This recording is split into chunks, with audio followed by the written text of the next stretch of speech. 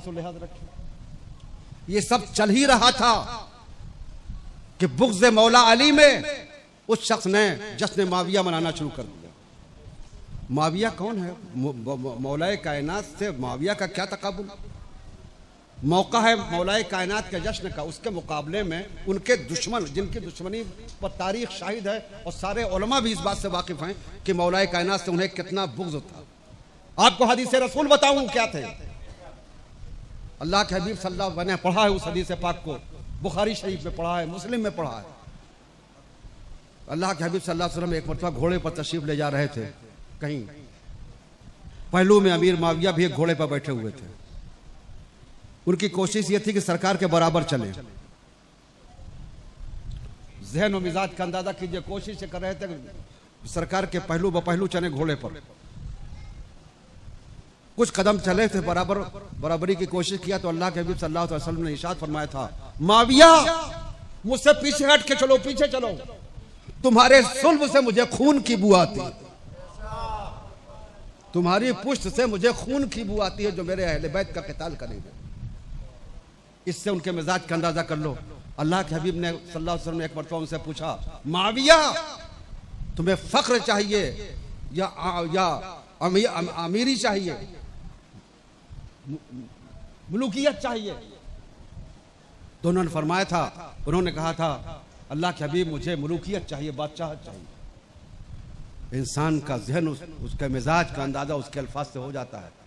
और यही मुलूकियत पसंदी थी जिसने इमाम हसन मुज्तबा रज़ियल्लाहु ताला अन्हु और अलैहिस्सलाम को मजबूर किया सुलहनामा करने पर। क्या सरकार ने अहले बैत को जो फजाइल बयान किए थे उन्हें नहीं मालूम थे? मौला अली के फजाइल उन्हें नहीं मालूम थे? हसनैन करीमैन की अजमतें उन्हें नहीं मालूम थी? सरकार की अहादीस तय्यबा हमसे कई गुना ज्यादा बेहतर अंदाज से उन्हें याद थी। इसके बाद भी उनका यह अमल था। अली सैयदना मौलाए कायनात को ताहयात उन्होंने चैन से जीने नहीं दिया, जिसे इजमाई उम्मत कहते हैं। सारी उम्मत ने उस वक्त मौलाए कायनात को हजरत उस्मान गनी की शहादत के बाद अमीरुल मोमिनीन बनाया था। उस तमाम मुसलमानों ने इत्तेफाक के साथ अमीरुल मोमिनीन बनाया था। यही वो शख्स था कि जिसने अमीरुल मोमिनीन नहीं माना और शाम के गवर्नर के होते हुए उन्होंने वहां बगावत कर दिया मौलाए कायनात से, और बादशाह अपनी बादशाहत का ऐलान कर दिया। बागी की हैसियत से अमीर माविया को बागी कहा गया है इस्लाम में। बगावत किया उन्होंने और बागी की सजा कत्ल है। उन्होंने बगावत किया, उन्होंने मौलाए कायनात पर उस हजरत उस्मान गनी के खून के बदले में के बहाने से 2 जंग मुसल्लत किया। जुमल सिफीन, जिसमें हजारों सहाबा कटे, उन सहाबा के खून का उबाल किसकी गर्दन पर? फिर मौलाए कायनात जिस अंदाज से शहीद किए गए, अगर तारीख के औराक पलटे, हालात का नेक नियति से मुशाहिदा करें, मुताला करें और गौर व फिक्र करें, तो आपको कहीं से न कहीं से मौलाए कायनात के कत्ल में रेशा दवानियों का सिलसिला मिल जाएगा। फिर मौलाए कायनात के बाद हजरत इमाम हसन मुज्तबा को अमीरुल मोमिनीन बनाया तमाम मुसलमानों ने। इन्होंने, क्योंकि उनके सामने था कि मेरे बाप के मुकाबले में ये शख्स हमेशा खड़ा रहा, मेरे बाप का बागी था। यहां तक कि जंगे जुमल सिफीन में के बाद जो दोनों में मुसालिहत हुई तो कातिब ने सुलहनामे पर अमीरुल मोमिनीन अली मुर्तजा कर लिखा था। इन्होंने देखा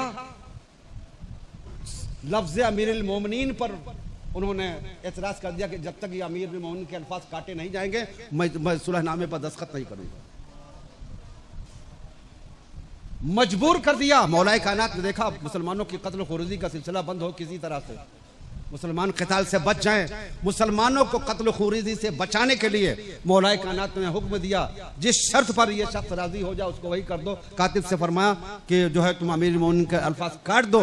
उसने कहा हुजूर मेरी मजाल नहीं, आपने खुद कलम लेकर अपने हाथ से काटा।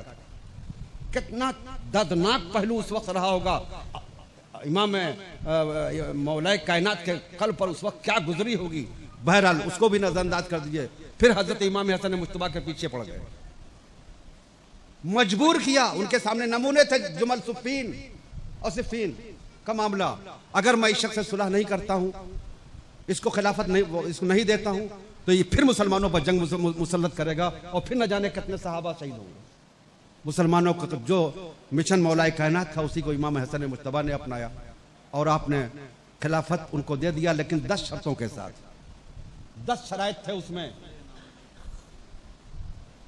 जिसमें पहली शर्त यह थी कि तुम सिर्फ अपनी जिंदगी तक अमीरुल मोमिनीन रहोगे, खलीफा रहोगे, और जब तुम्हारा आखिर वक्त आएगा तो खिलाफत मदीने लौट आएगी। लेकिन उन्होंने खिलाफत लौटाना तो बड़ी बात है, इमाम हसन मुज्तबा को जहर दिया गया और जहर देने वालों में जाने कैसे कैसे लोग थे, मैं उनका नाम नहीं लेना चाहता, लेकिन बहरहाल कहीं ना कहीं से सिलसिले की कड़ियां अगर जोड़ी जाएं, आज का CBI अगर होता तो कहीं ना कहीं से वो कोई क्लू निकाल ही लेता। मैं अपनी जुबान पर ताला लगाए हुए नहीं बोलता। इमाम हसन मुज्तबा शहीद किए गए। उनकी शहादत के बाद क्या हक था? जब उनका आखिरी वक्त आया, उन्होंने एक शर्त पर भी अमल नहीं किया था। यही शर्त पूरी कर देते कि वो खिलाफत वापस कर देते, बजाय खिलाफत वापस करने के उन्होंने मदीने तैयबा में एक बड़ी फौज लेकर के मदीने तैयबा आए और जिसमें हजरत अब्दुल्लाह इब्ने जुबैर, हजरत अब्दुल्लाह इब्ने अब्बास, खुद इमाम हुसैन अलैहिस्सलाम पर बेहद प्रेशर डाला। खजाना लेके आए थे, लोगों में तकसीम कर रहे थे और यजीद की बैत अपने हाथ पर ले रहे थे। क्या ये सदाकत बयानी है? क्या यही इमाम हसन से सुलहनामा के शराइत में दाखिल था कि बस वो सब जानने के बावजूद भी उन्होंने अपने मुआहदे की खुद ही खिलाफ वर्जी किया और पूरी कोशिश के साथ मदीने तैयबा और मक्का मुअज़्ज़मा में पैसा दे दे करके खजाना, बैतुल माल का खजाना जो मुसलमानों की अमानत थी, उसे लुटा करके लोगों को दे करके, लालच दे करके, और यजीद की बैत अपने हाथों पर लेने वाले का नाम अमीर माविया। आप सोचो, इन सब कहीं से अहले बैत की मोहब्बत की बू महसूस हो रही है। आप खुद इस चंद हकायक बने रखें, आप सोच महसूस करो। कहीं से भी एक ऐसे शख्स को सामने खड़ा किया जा रहा है जिक्र मौला के सामने, जो अहले बैत का शदीद तरीन दुश्मन था। और क्यों करना दुश्मन होता? जिसका बाप अबू सुफियान रहा हो, जिसकी मां हिंदा रही हो, जिसकी मां हिंदा रही हो। ये और बात है कि बाद में वो इस्लाम ले आए, हिंदा भी मुसलमान हो गई, लेकिन अल्लाह के हबीब सल्लल्लाहु अलैहि वसल्लम ने इरशाद फरमाया था हिंदा से, हिंदा मेरे सामने मत पड़ना, तुम्हें देखता हूं तो मुझे मेरे मरहूम चचा का कलेजा याद आता है। वो भी सहाबी थी। कहो उसे, हिंदा को कहो सिद्दीक अकबर के बराबर है, फारूक आजम के बराबर का, तो सहाबी तो थी। अबू सुफियान भी सहाबी। अज़ीज़ान मिल्लत, चे निस्बत खाक राबा आलम पाक, लेकिन ये मिशन मुझे तो ऐसा लगता है कि अब अहले सुन्नत वल जमात दो खानों में बढ़ जाएंगे। एक अलमिया सुन लीजिए, बंबई का अभी ताज़ा अलमिया, एक हमारे सुन्नी मौलाना साहब हैं, जिन्होंने पूरा अशरा यकुम मुहर्रम से 10 मुहर्रम तक सिर्फ जिक्र माविया किया, जिक्र अहले बैत किया ही नहीं, जिक्र शहादत बयान ही नहीं किया। पूरे 10 रोज तक जिक्र माविया, फजीलत माविया पर उन्होंने तकरीर किया। इसे क्या कहा जाएगा? यह अहले बैत से मोहब्बत की निशानी है, यह अहले बैत से मोहब्बत है। तो ऐसा लगता है कि अब सुन्नियत 2 हिस्सों में बढ़ जाएगी, एक मौलाए कायनात से मोहब्बत करने वाला, एक अमीर माविया से मोहब्बत करने वाला। तो हम कहते हैं ठीक है, कुल्लो शैन यरजिउ इला असलही, बड़ा मशहूर मकूला, कुल्लो शैन यरजिउ इला असलही, हर शय अपने असल की तरफ माइल हो। तो जो जिसकी असल है उधर जा रहा है। जो अहले बैत से मोहब्बत करने वाले हैं वो अहले बैत की तरफ आ रहे हैं, अहले बैत का गुनगार हैं, और जो जिनको उनके दुश्मन पसंद है वो दुश्मन की तरफ जा रहे हैं। इसका फैसला तो रब्बे कदीर ही करेगा। लेकिन दुनिया में लोग बता दे रहे हैं हम अपने हैं कि गैर हैं। जहां तक सहाबियत की बात है, यकीनन सब सहाबी हैं, लेकिन सारे सहाबा एक तरफ। आप बताएं, क्या मौला अली सहाबी नहीं थे? आप सहाबा के बड़े चाहने मानने वाले, उनकी अजमतें बयान करते हैं, बड़े वारफ्ता और शहीदा हैं। मौला अली भी तो सहाबी हैं, सईदा फातिमा जहरा भी तो सहाबी हैं, हसनैन करीमैन भी तो सहाबी हैं। बस फर्क यह है, सहाबी सब हैं लेकिन और दर वाले हैं, हसनैन घर वाले। तो जो फर्क दर वाले और घर वाले में होता है वही आज भी कायम है इंशाअल्लाह क़यामत तक। घर वाले और दर वालों में फर्क बाकी रहेगा। वो घर वाले बहरहाल घर वाले होते हैं। हमें एक मशहूर कहावत है गांव की, अपने गांव में बोली जाती थी, बचपन से सुनता था, अब पता नहीं बोलते हैं लोग नहीं बोलते, कि घी का लड्डू टेढ़ा भला। और सैयद कहने का बहुत बड़ी बात है, अपने आप को सैयद कहना। यकीनन हमको इस बात का एहसास है कि हमारा अमल और किरदार इस लायक नहीं है कि हम अपने आप को सैयद कह सकें, लेकिन एक आशिक़ रसूल, एक दीवाना मुस्तफ़ा जिसे दुनिया अहमद रजा कहती है, हम उनसे पूछते हैं।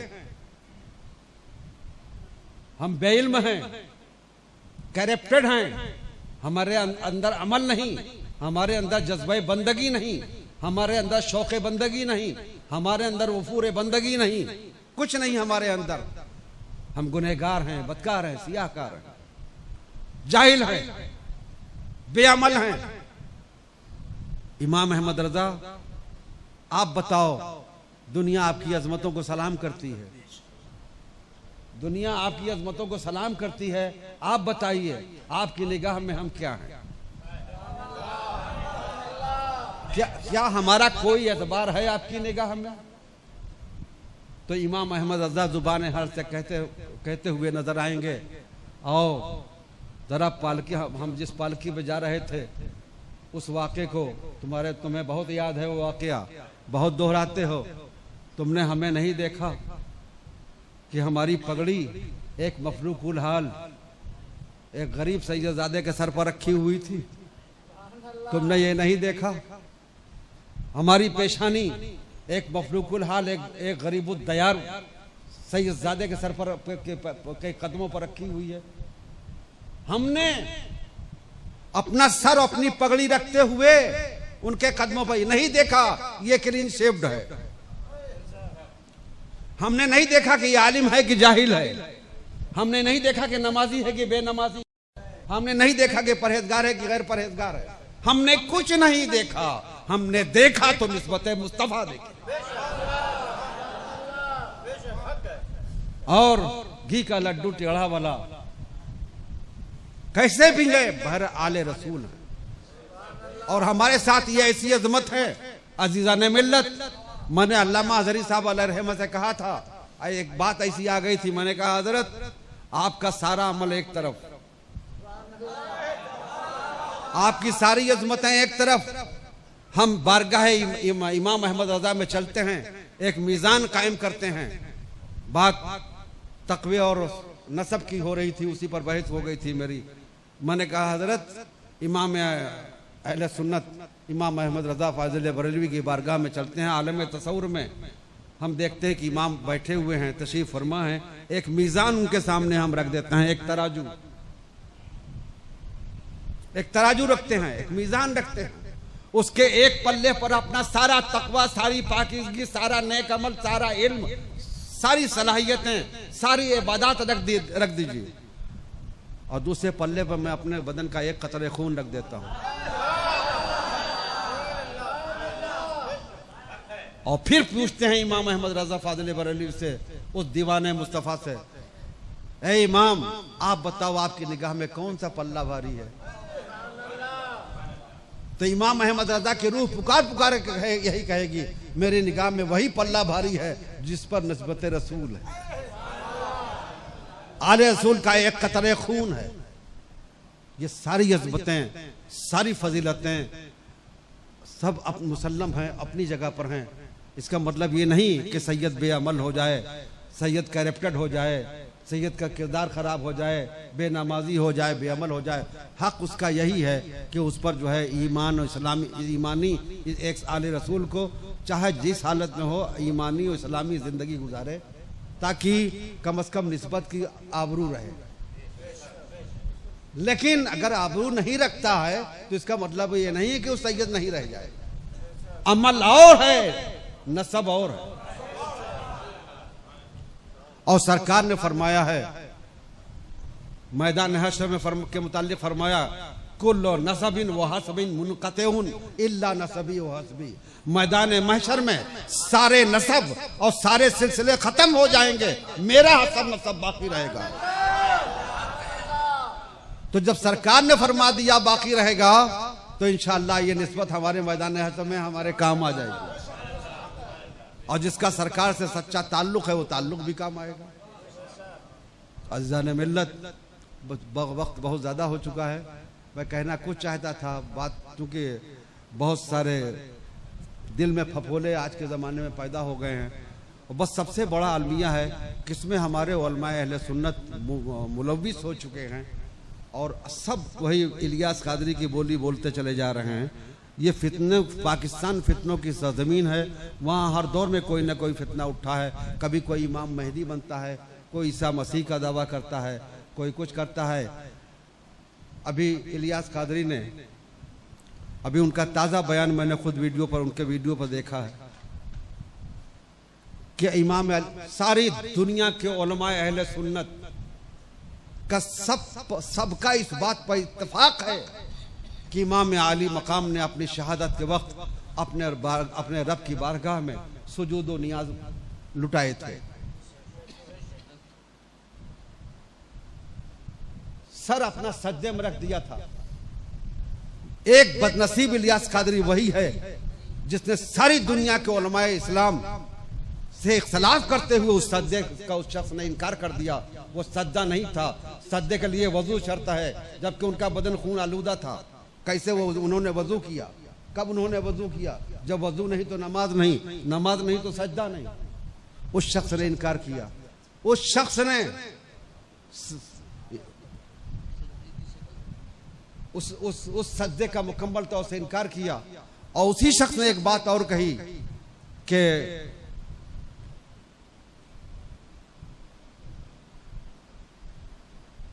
अहले बैत अतहार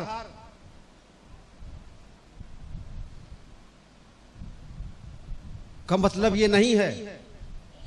हाँ, सरकार ने जो फरमाया है कि अली जो हैं सारी कायनात के मन कुंतो मौला फ़ालियुन मौला, ये जो फरमाया है यहाँ पर मौला का मतलब आका नहीं है, मौला नहीं है। मौला का मतलब गुलाम भी हुआ करता है।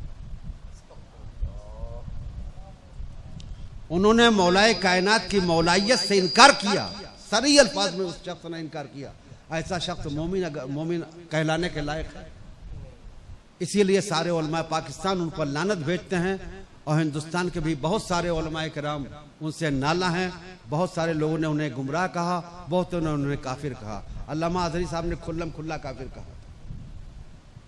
ऐसे शख्स आप लोग, मैं आपको नसीहत कर रहा हूँ कि ऐसे शख्स से बचिए। उसके वीडियो, उनके बयानात मत पढ़िए, मत देखिए और अपने आप को उनकी खुराफात से बचाइए और महफूज रखिए।